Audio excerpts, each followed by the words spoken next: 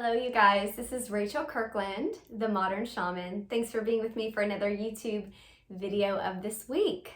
If you're new to the channel, I would love to invite you to my website, which is themodernshaman.net. Okay, so here's the question this week.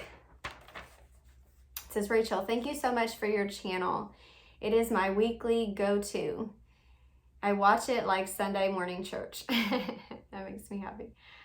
Okay, I am currently clearing my life of toxic habits this fall and want to stretch, I said that wrong.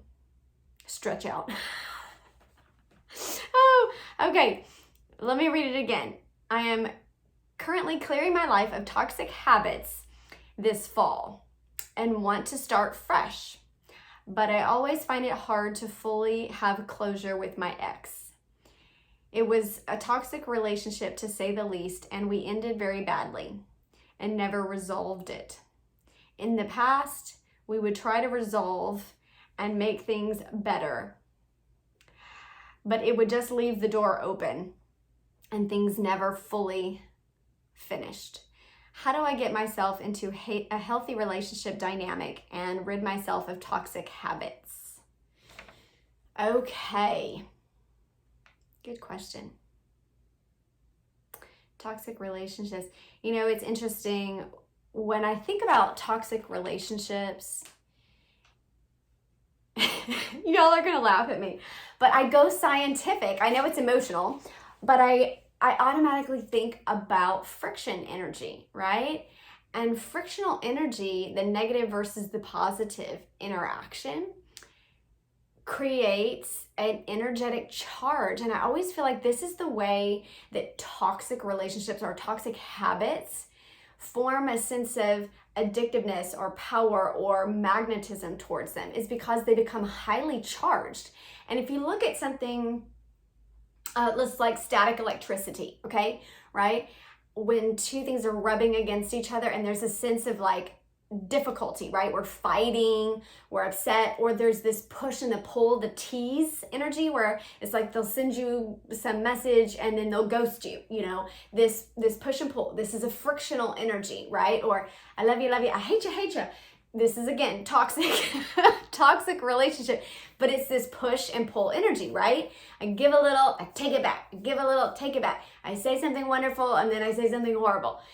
And so we have this frictional movement. This creates a highly energetic charge between both sides. And the side that has the electrons on it, which is the negative, right? It's negatively charged.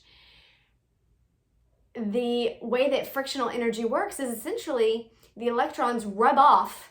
So the negative crap rubs off on the positive side of things. If you come in and you're the positive element and like, I'm going to change this person, I'm going to help this person, I'm going to show them the good things in life, I'm going to be a good influence, right? If you're that positive, and I'm just talking science here, if you're that positive influence in the frictional dynamic and they're the negative influence, the way that science works is the negative electrons literally rub off on the positive one. And then, so now this one becomes the negatively charged and this one becomes the positively charged. So this one's like, this relationship's great. You know, I'm doing great. And this person's like, man, I was so happy before I met you. I was in my prime and feeling so good and feeling so good that I felt like I can abundantly give to this person that's struggling. Okay, and this is oftentimes what I see in clients that start in these negative relationships. So even scientifically, with no judgment on the emotional component of that, that's just the way energy works, all right? And you better believe that we are energetic beings, okay? And this frictional push and pull toxicity ain't good.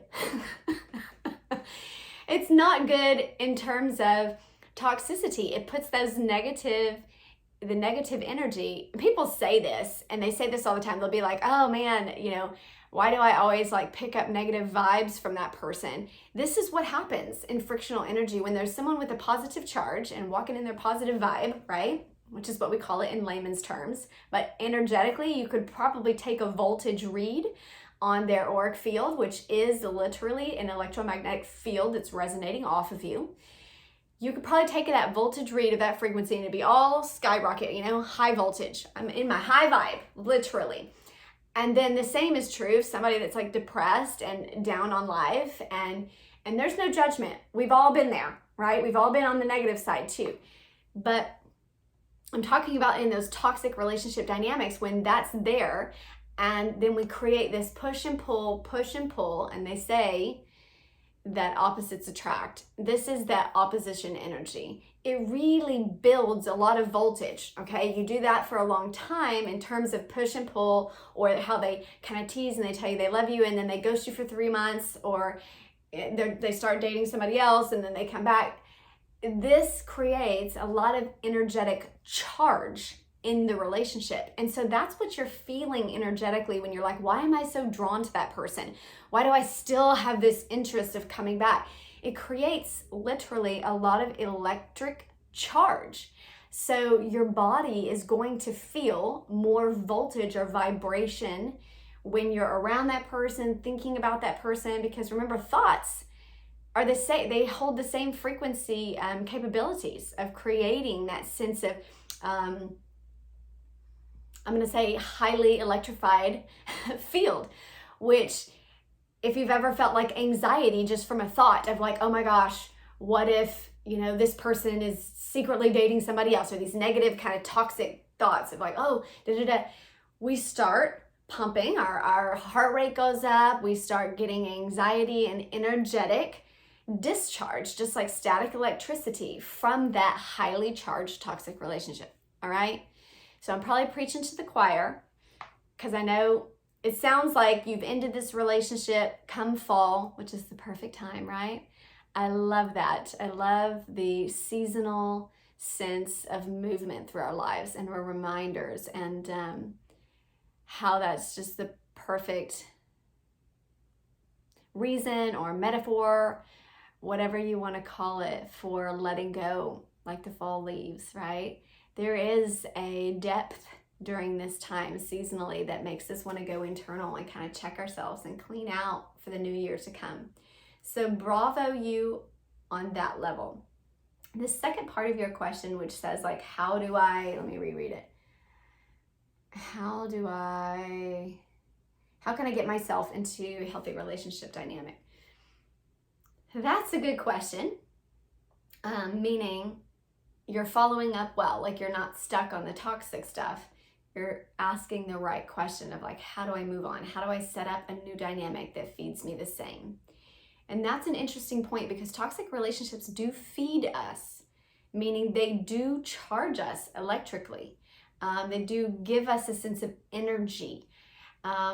It's not always positive energy or a positive charge, but it's kind of like that dramatic energy, or the oscillation of negative, positive, negative, positive, negative, positive, in some way makes us feel like there's something, makes us feel like there's movement, makes us, it creates that, I don't know, it's the same hormonal exchange also that's created through like watching really intense movies, right? Where you're in it and you're emotionally charged and you're reacting. And there's a sense of like, I feel drawn to that. I want to watch that. It's entertaining. And in a way, we can become addicted to that hormonal release, to that energetic back and forth, and be used to that pattern.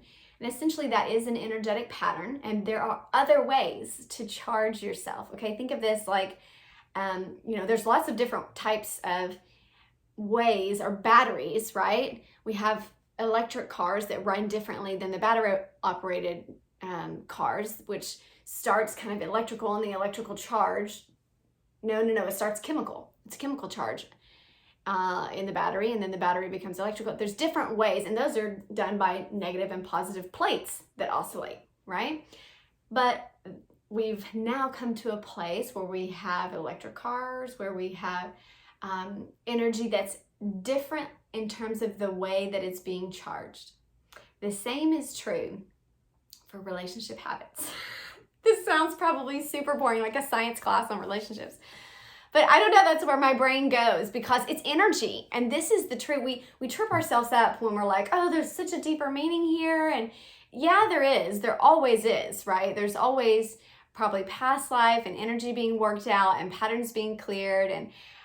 But the pull that you're talking about and this toxic kind of patterning, that's energy. And that's a relationship to the energy and a dependency on feeding yourself with that type of electrical charge. So you can charge yourself and be fully charged, and then you won't have as much pull, or you won't notice as much as a dramatic shift in your energetic balance when you see them or you hear about them or you interact with them, because you are feeling fully charged. Now, I'm talking about that scientifically, but we know what that means spiritually, right? Do your self-work, get yourself happy, get yourself positively charged to where your positive vibe on a voltage level is so high in frequency that there's not a lot of ability or there's not a lot of change from frictional energy because you're already up there in that high voltage sense. So the new patterns are essentially creating a practice for yourself to sustain your energy field. Now, for us as women, our hormones or the lunar cycle and our lunar movement of emotional energy changes. I mean, it will create a sense of a curve or an up and a down that will give either negatively or positively charged aspects of the lunations, right? And there's 13 lunations in the year, and so we will kind of go through these natural cycles. Now, if you know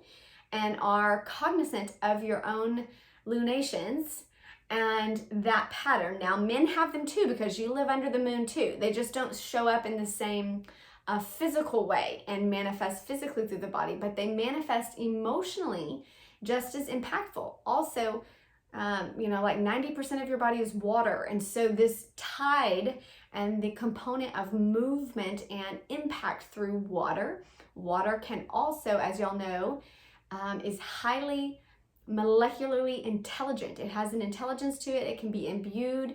It can be changed. It can store memory and information. And think about how much of us is made up of water like this.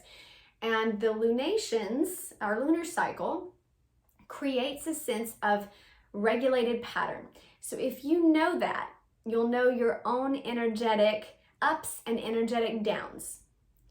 Now, these may shift a little bit, but this is really powerful information as humans to know thyself, because this gives you kind of a timeline of when I can know when to move in, when I'm highly charged of energy, or when I need more sustenance, more energetic food, when I need to do more things that bring me joy, things that lift up the vibration. So not just calm, but active energy when it is lifting you up in vibration. So things that are joyful, things that are buoyant, things that are happy, activity that makes you feel good. Maybe this is walking, maybe this is getting outside in nature, maybe this is playing with the dog, maybe this is taking a bath, maybe this is going to an art museum, maybe this is going to the library, maybe this is going to a concert. But essentially, this is active energy that is charging yourself. If you can have, like I said, awareness of that, you can plan cycles of your month that feel like they keep you charged. Now, this is important whether you're in a relationship or out of it. But I would say, especially when you're in a relationship, because what happens is, if you get good at this on your own in your sense of independence, this is one thing. It'll definitely help you kick that toxic relationship, and you won't get any sort of energetic charge from hearing from them or not hearing from them. The energy is dissipated. And so there's not a lot of action from the friction of that. And you're so highly charged in terms of your voltage that it doesn't impact you when you hear about something or they come back out of the blue. And you just don't have the energetic drive or desire to deal with it anymore. And naturally, those toxic habits start to fall because there's no power in them. But when you get in a new relationship that's a healthy dynamic, you still want to sustain this individual highly charged voltage so that you don't become dependent on them for your energetic charge, for them to keep you and your battery moving well. This is when things, even in a good relationship, can become frictional because we put the dependency on the other individual. And again, this can be with family, this can be with our children, this can be with spouses, this can be any relational dynamic when you start to put them in charge of your battery, right? And so essentially, because you don't have a high enough voltage, the frictional energy and all the drama in your life begins to be your charge. And this is where we call them drama queens, or everywhere they follow, it's just dramatic. There's always something going on and they're just got a story around everything. This is the energetic charge of that frictional energy. And if you don't have that, your own voltage fully fed, even in a healthy relationship, things can turn negative, or you can feel like you're ending up kind of pulling things out and looking for the negative where you used to be a positive person, because you're essentially trying to get an energetic charge that's missing from your own battery. I had no intention of going all scientific on you, but that's where it went. So I hope that is helpful to you. You guys come back here next week for another video. Blessings.